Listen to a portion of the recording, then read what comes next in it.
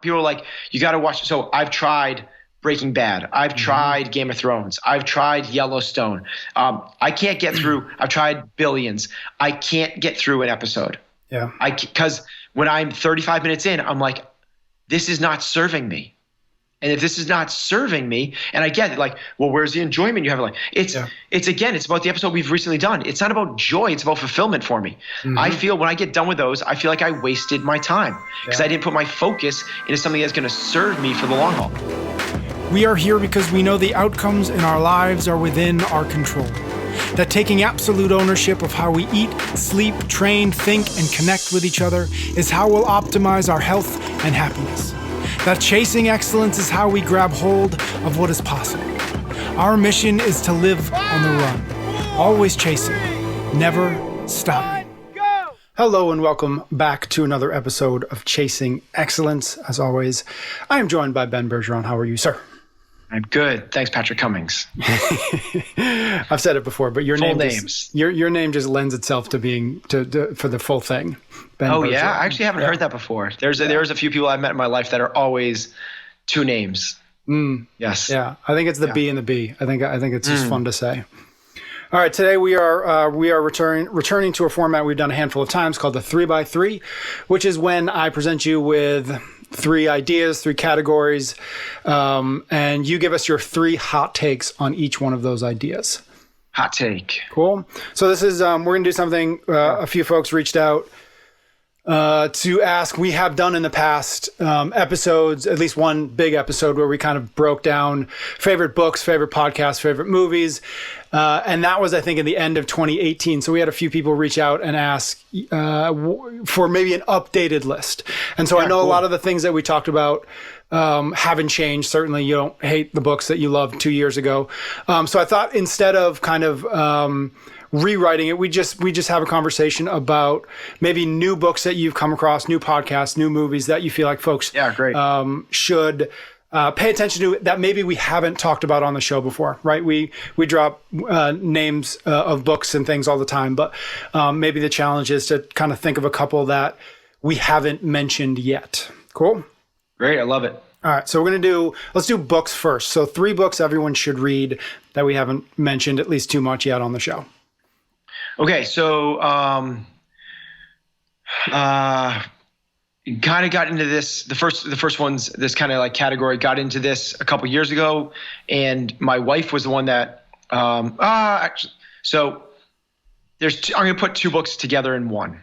So they're similar a little bit enough that I'm not going to distinguish which one I like better. Okay. The first one is Solve for Happy by Mo Gaudat. I think Gowat. Is he at He's Google? like the exactly. Yeah, he's the head of the the imagination department at Google.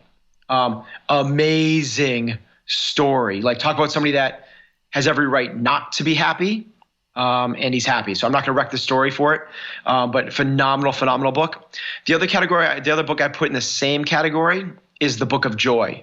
Really, I almost want to put this as like its own thing because everyone should read this. It's a story of this journalist who spends a few weeks traveling around with the Dalai Lama and Archbishop Tutu from South Africa. And it's phenomenal. It's about fulfillment. It's about joy. It's about struggle. It's about pain. It's about everything that we experience as human beings through the lens of these 2 spiritual leaders. The thing I appreciate is that it's not overly religious at all. It's very little about God. It's very much about us as humans and what we can do and the framework we should take to our lives. So both of those are really terrific books that I highly, highly recommend. So I'll put both those in one category unless one of the other books I'm going to recommend is a repeat, and then I'll steal back to one of these. Remind me of the first one was Solve for Happy. Remind me just of the title of the second one. The Book of Joy. Book of Joy. Okay, cool. Yeah, right. And it's like, to me, the Book of Joy is almost like a how-to life book. It's like people say like it's. One of the first books I read on training was called The Triathlete's Training Bible. So people kind of use the word Bible as this manifesto almost. Yep. That's what this is. This is like, it's a manifesto. But very easy to read, very easy to understand, and super engaging. It's funny. What just popped in my head is we just did an episode on, maybe a little bit semantics, but the difference between happiness and fulfillment. And joy is an interesting word to throw in there too, as it relates to like, maybe, is that a better word than happy? Is that the same thing? They talk about that. Yeah. They talk about that in this. Absolutely. Yep. Joy is basically what comes from long-term. And in order to experience joy, you need to experience sadness. I just watched, this could have been one of the movies, I guess, I watched the movie Inside Out again with my kids. Have you ever seen that? The Pixar one? Yes. Yeah. Yep. It's so it's like the kind of the crux of the movie is you need sadness to process and experience joy. So it's kind of maybe that should have been one of my movies. I should have saved that. Have you watched the new Pixar one, Soul? I have. Yeah, that's the reason we went back and watched. It's a good. They're good. They're a good kind of partner. Yep. Okay. Very good. Let's not skip too far ahead. So we've got Solve for Happy, Book of Joy, kind of as category of one there. What else do you have for books? Yeah. So the next one I'll put is How Bad Do You Want It by Matt Fitzgerald. I've seen this book every time I go onto Amazon. This is one of the recommended books for me. I always skipped over it because the cover is so crappy. Yeah. And finally someone recommended it to me. And I have this kind of rule, like if you've heard this thing twice, then you kind of have to pick it up. So that was Amazon had recommended it to me every single time I go into Amazon. And then this other person I respect a lot recommended it to me. So picked it up.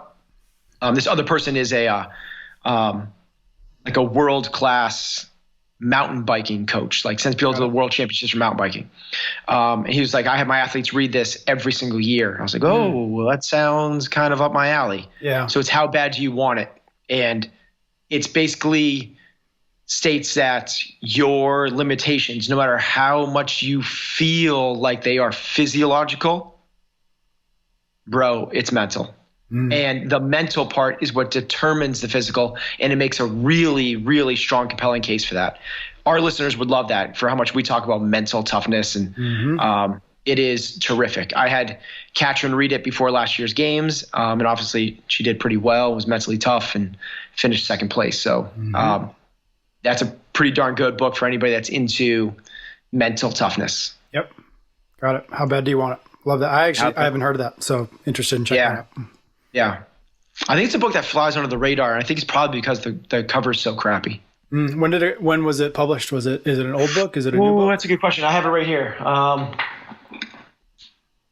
So yeah, here's the crappy cover. If people are right? Yep. Yeah. It's not good. It is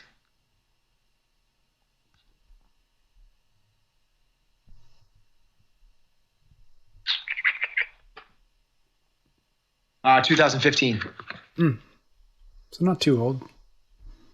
Well, you know what's interesting? Why I asked and why I think is interesting about that is we live in this time now that, you think about guys like, people we've had on the show, James Clear, Ryan Holiday, Tim Ferriss, all these guys.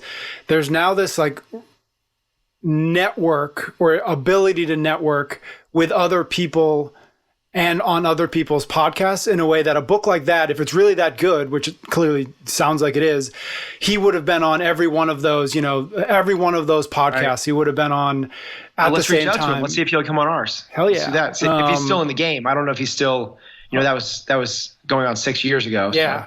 So. But that's kind of the interesting thing is like, we just live in this landscape now where if you can do something good that kind of catches, you've got all these channels now who you can get the attention that how do you even not hear about it? Yeah, even in 2015, like we started this, I think right after that, the Chasing Excellence, and there weren't a ton of podcasts at that point. Now there's a million, literally a million podcasts. So anyways, tangent, but all right. Is it literally a million? You said that. There's a million shows on Apple iTunes. Oh, wow. Some of which probably are dead and nobody listens or makes them, but yeah. Okay, so is there a third book there? Yeah, I don't know if I recommended this the last time, but Unshakeable by Tony Robbins. Have we talked about that? No, not the book. We talked about, we've talked about Tony Robbins, but I don't think that book. Yeah, so Tony Robbins has this like dual side to him. One is I'll call it what we do, which is like fulfillment. It is like, are you centered yourself so you're ready to go forward and live a life of productivity and joy? Yep. Fulfillment. The other side is his business acumen. He's a phenomenal businessman. And this book is about the business side. Actually, it's about personal investing. Yep. So the premise is, it's called Unshakeable. And the premise is people don't do well.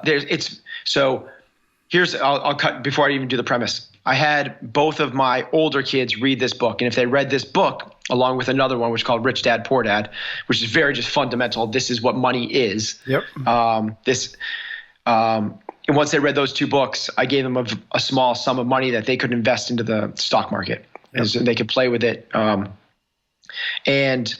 So this is one of those two books I think is like paramount in understanding how to invest. It's very, very simple.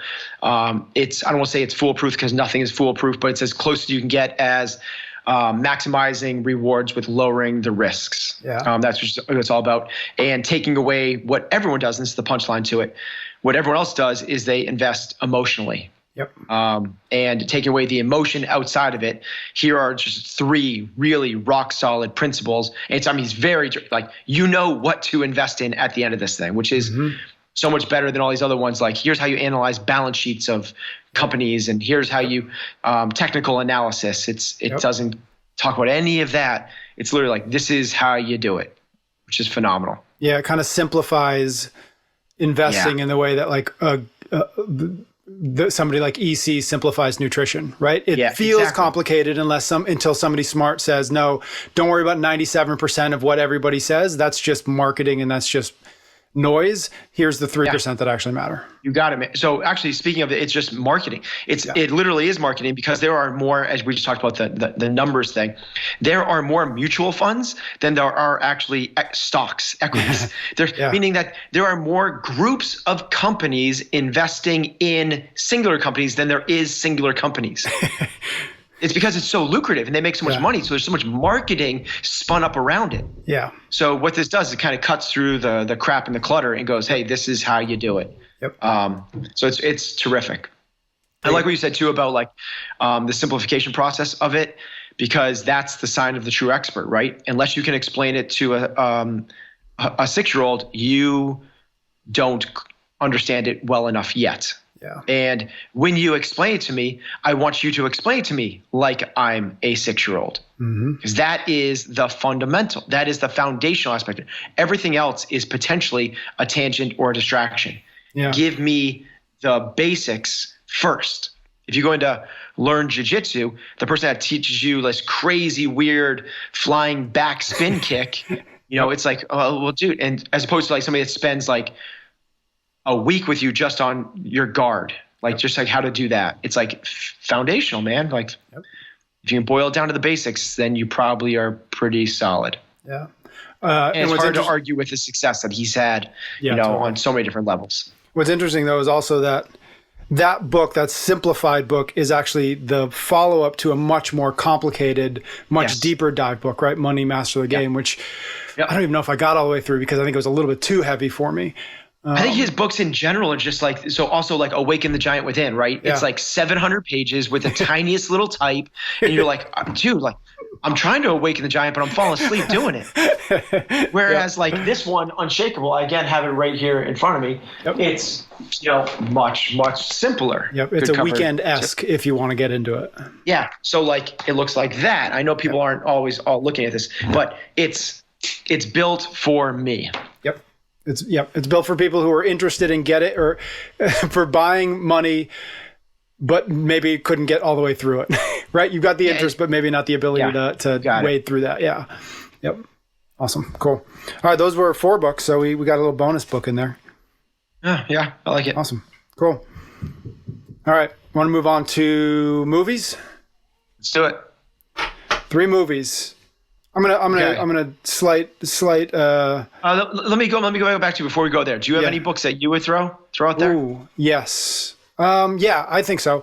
So the first that comes to mind is we was it last week, 2 weeks ago? We interviewed Stephen Kotler. on the show. He's going to be a couple weeks. Look at this. You're promoting our guest. Promoting a future episode. But Stephen Collier, he's written a bunch of things. Rise of Superman, Bold, Abundance, Stealing Fire. So he writes a lot about peak performance and flow. And I just think he does such a good job. And his new book is called Art of Impossible. And definitely worth picking up when it comes out. I agree in with a couple weeks. Yep. It's such a good kind of step-by-step process to a lot of the things we talk about here, a lot of things that he talks about, right? He literally breaks it down and says, start here. He's got this thing called the motivation stack, which I think is just brilliant, right? Like, well, everybody's asking like, how do I find my purpose, my passion, all these things? And he just says, start here. That will lead to this, that will lead to this, that will lead to that. And when you can stack them in the right order, then you've got actual momentum behind you and can actually start pushing forward. So I just thought that's definitely worth reading, especially people listening to this show. Yeah, I love that you brought that up. Very tactically. Yep. And I also took out from a podcast, which we'll be releasing soon. So in terms of flow is this like being in the zone, things come in that. So it's easy. You're engrossed in so all that. So I don't need to explain the flow, but one of the things he mentioned, I think in our podcast, which I used literally right before we came on was, I just coached a class. So I was feeling really good. Like that kind of like gets me in my flow. Yeah, totally. I've monitored stress levels throughout my day, through HRV, and flow is like it all comes like it shows up. Low stress, high HRV. During when I coach class is my peak time when I'm coaching class. That's cool. And I was so tempted between then and now to check my email. I saw that I had a couple emails and a couple Slack messages. It's this online, it's our intercommunications thing. And it's buzzy. And I'm like, and he said, those are the things that pull you out of flow. Yep. So I was like, I feel so good with this. I want to carry this in here. I'm not going to check those Slack messages. And it's just like, that's what you just mentioned. It's like flow is this abstract, hard to get your hands around it type concept. And he makes it very concrete and actionable. Mm-hmm. Love that. So I agree with that book. Yeah. Two other books quickly. One, Seth Godin's latest called The Practice, about the subtitle is, I think, Shipping Creative Work, and really about getting out of your own way to get to where you can actually share the work that you want to share. A lot of stuff in there about kind of the resistance and the process. Really, like we talk a lot about process, especially as it relates to health and fitness, but there's just as much need to focus on the process and not the outcomes when you're writing something, when you're a musician, when you're building a business, when you're building a brand, whatever. So much effort and focus is on that outcome, and as we've talked about 1,000 times, ultimately that outcome is not within our control, right? And so what is in our control? It's do you show up every day and do you do the work? And then the last Stephen Pressfield has another. Stephen Pressfield, the two kind of very similar ones, which is the War of Art, flips around the art of war, and Turning Pro. I'm a big fan of Turning Pro. Yeah, really good. Well. I think Seth Godin published one of those. I think Seth Godin had a big hand in getting Stephen Pressfield's work out there. That book sounds like Turning Pro. That sounds exactly. Get out of the way, resistance, all that. Yeah, and then the last one really quick is a book called The Almanack of Naval Ravikant. Do you know who Naval Ravikant is? Whoa. No, that sounds like too smart of a book for me. No, it's not. Well, I mean, it is a smart book, but it's not too smart.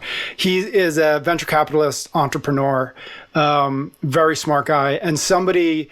I say somebody because I don't remember his name, collected his Naval's tweets and podcast interviews and writing and kind of collected it into this this collection of thoughts and it's just really good. It's just really, really good. And easy to read, but worth doing. So it's called The Almanack of Naval Ravikant.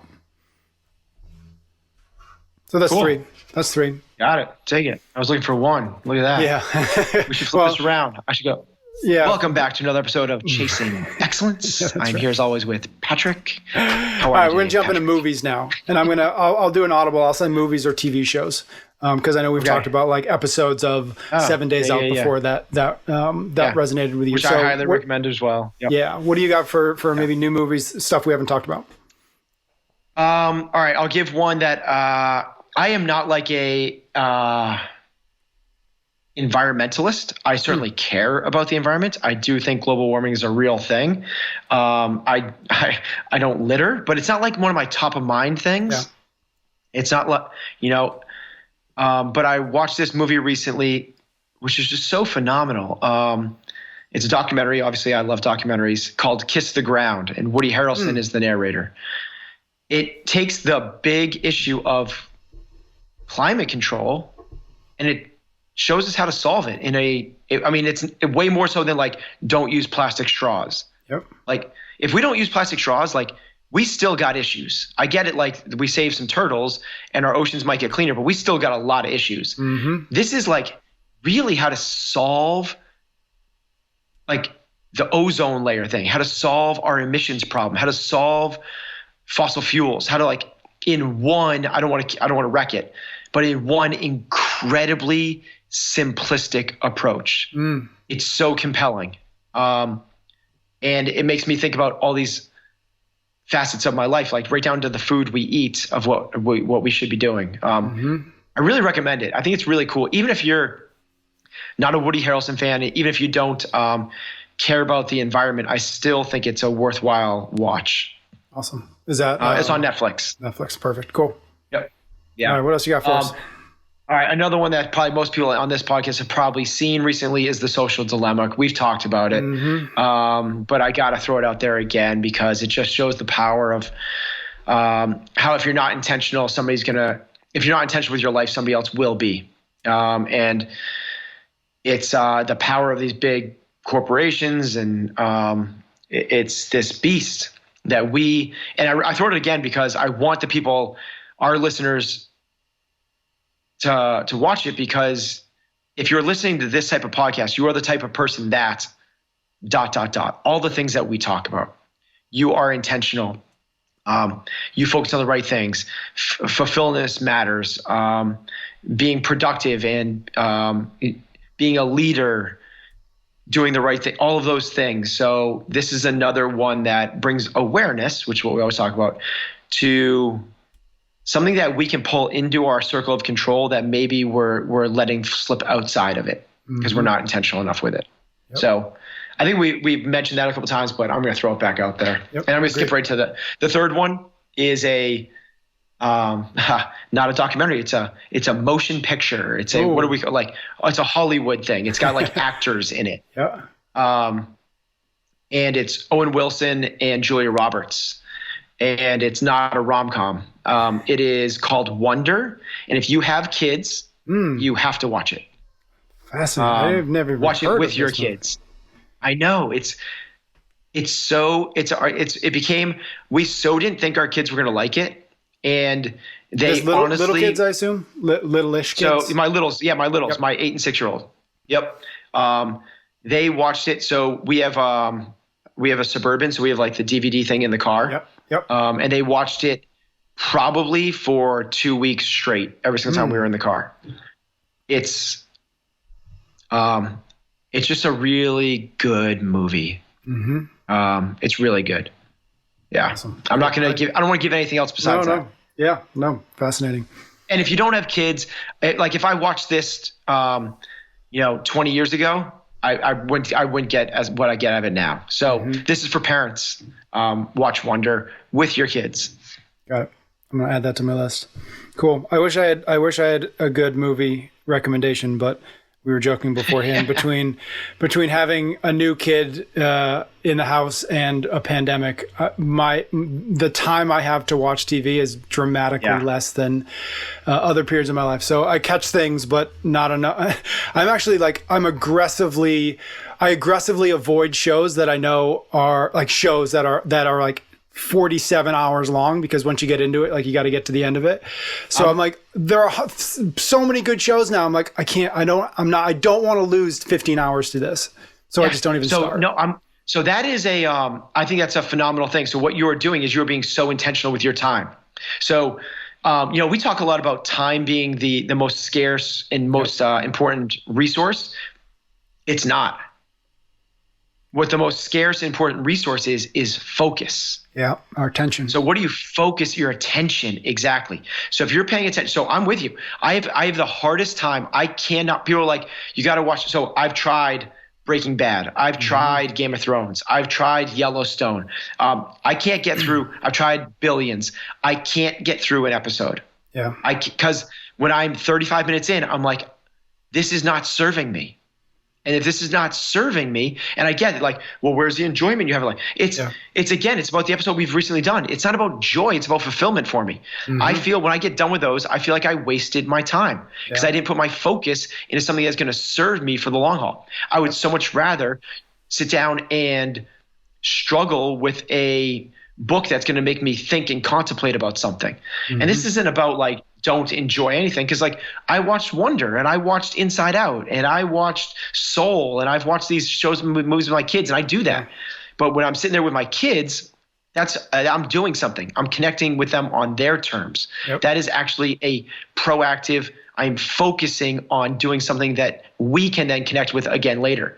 If I sit down and watch Breaking Bad, that does nothing for me with my 6-year-old. And I just can't do it. So it's not that I sympathize or I relate to what you're saying, completely relate to what you're saying. Yeah. Cool. All right. Those are some good ones. I'm going to dive into. I never thought we'd talk about Wonder on this show. It's so cool that we're talking about. But Kiss the Ground and Wonder, but neither of which I've heard. So I'm excited to whenever I have some time. I think we actually, when we watched Wonder, we watched it again the very next day as a family. Nice. We watched it 2 days in a row, completely like start to finish. Yeah. All right. So let's dive into the third of our 3x3, 3 podcasts everyone should listen to and shows or maybe episodes even, whatever you've got for us. Yeah, I'll go. I think it's so much more helpful to actually say a specific episode than a show in general. Yep. Because you send someone to a show and maybe it's a below average show and then, where do you start? Or it's a below average show and they're like, this isn't that great. Yeah. So I'll be really specific with this. This is kind of easy for me because there's very few. First off, I don't listen to many podcasts, but there are a few that I've listened to more than once, and that's what these are. Yep. So the first one is WorkLife with Adam Grant, which I think you recommended to me years and years ago. Yep. There's an episode, something along the lines of embracing feedback. The title is somewhere close to that, and a lot of it has to do with Ray Dalio and Bridgewater. Yep.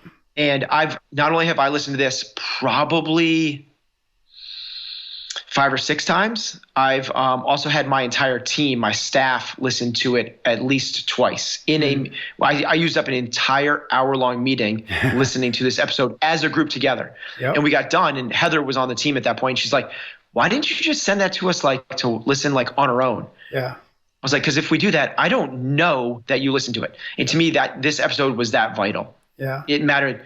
Or maybe it's something about not feedback, but criticism, like embracing criticism.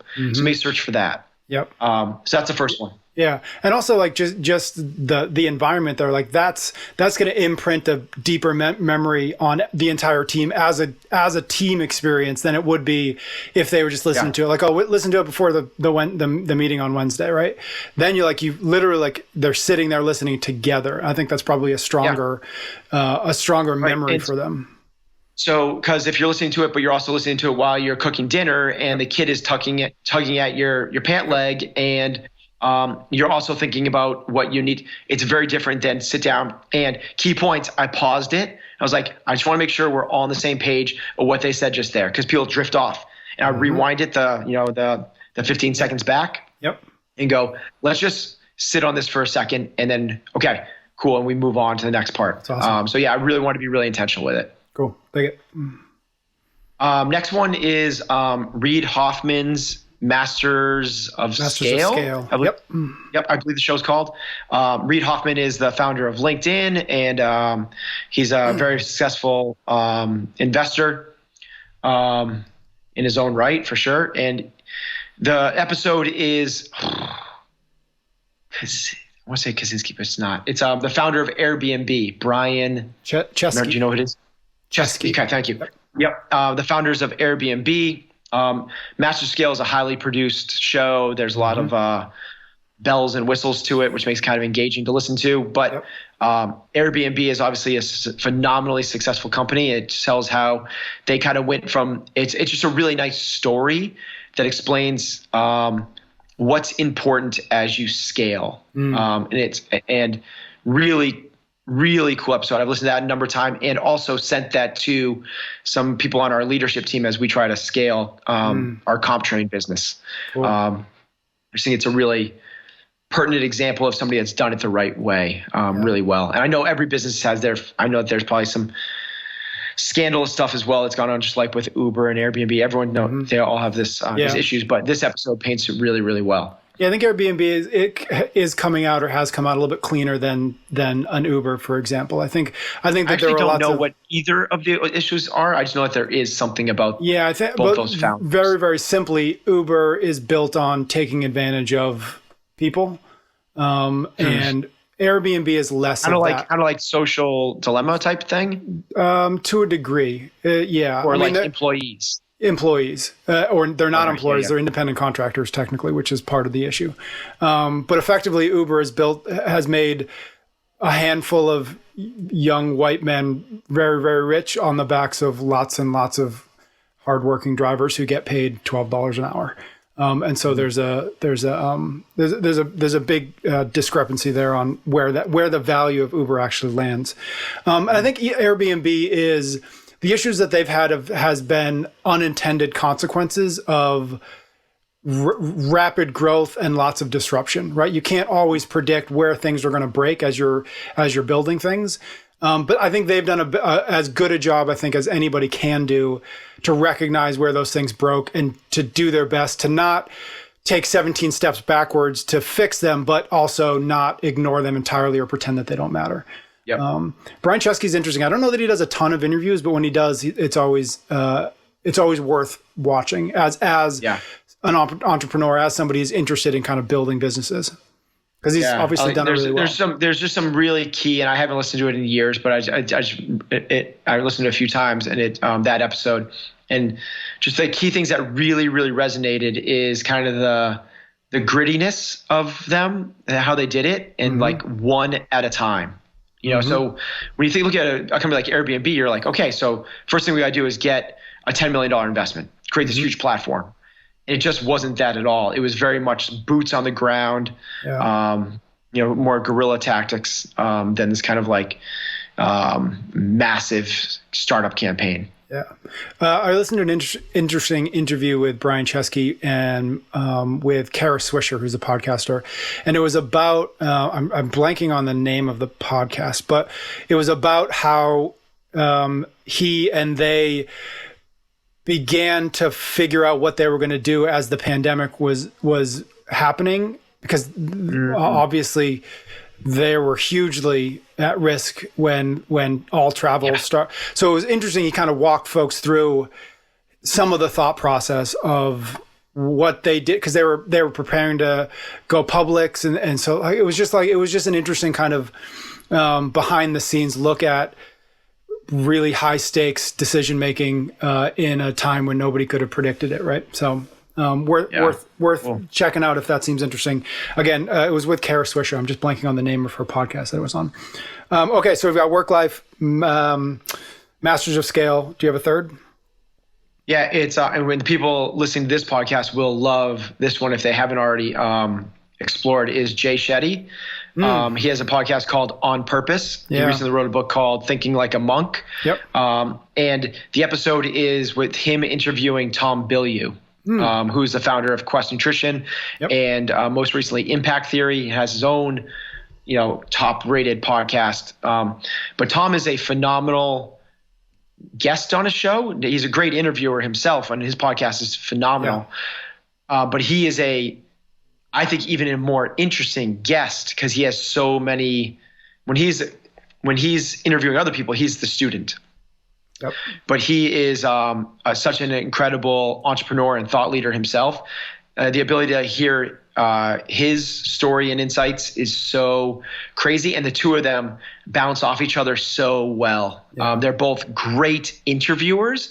They're both cut from the same cloth in terms of their philosophy and their approach to life, that the episode flows incredibly and is so dense with, very much like we started this show off with, is kind of that the Solve for Happy Book of Joy approach to things. It's very much about fulfillment and how to live a productive life with the right kinds of freedoms. It's that episode is really good. I think I listened to that one back to back as well. Awesome. Cool. I'll have to check that one out. I didn't listen to that one yet. I'll add a couple more. I'll add some more some more episodes too, because I agree with you. I think that is more helpful. And for some reason, I've been on a little bit of a Tim Ferriss kick, which I guess is like 7 years long now at this point. But he did an interview with Jerry Seinfeld recently. Cool. For two reasons. One, Jerry Seinfeld doesn't do that many interviews because he doesn't really need to, and he doesn't do very, very many long ones. And so it was really, really fun and eye-opening to hear about his process and about the way he thinks about things, and where, his focus and all these things. So that highly recommend. And then I just listened to one that I really liked. It was on Brene Brown's podcast. She's actually got 2 podcasts, I think, and I'm blanking on the name of this one, but it was with Tim Ferriss and Dax Shepard. Dax Shepard's an actor. He's also got a really popular podcast called Armchair Expert. And it was just like it was just a free flowing conversation. They hit on a lot of things. I know of Dax Shepard. I don't know much about him, but I was surprised and impressed with him. And it was just like he was the actor alongside Ashton Kutcher in Punk'd. Exactly, which I think is like he's always played sort of a bit of a dumb character, dumb and funny. Turns out that's not actually him. So that podcast was, I thought, was really interesting and useful and valuable. And then I'll plug another podcast of mine with EC, the Consistency Project. We did an episode called Why Diets Fail that I just thought was like awesome. I just like cool. Mentioned it before, like her ability to simplify and cut through the BS and speak truth is in the nutrition world, I think is among the best. And so that episode is called Why Diets Fail. Very cool. Let's do, that was it, right? 3 podcasts. Yeah, we did it. 3 books, 3 movies, 3 podcasts. And we probably did, as usual, we probably did 7 books, 12 movies, and 16 podcasts. But we're so good at living within our own constraints. Yeah, right.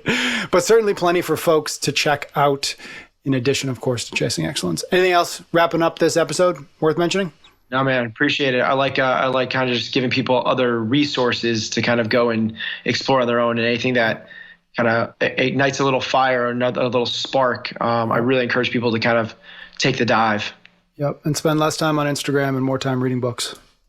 You got it, man. All right, my friend. We'll see everybody next week on Chasing Excellence. Until then, stay strong. You can get every episode of Chasing Excellence wherever you listen to your podcasts or on YouTube. Until next time, thank you for listening.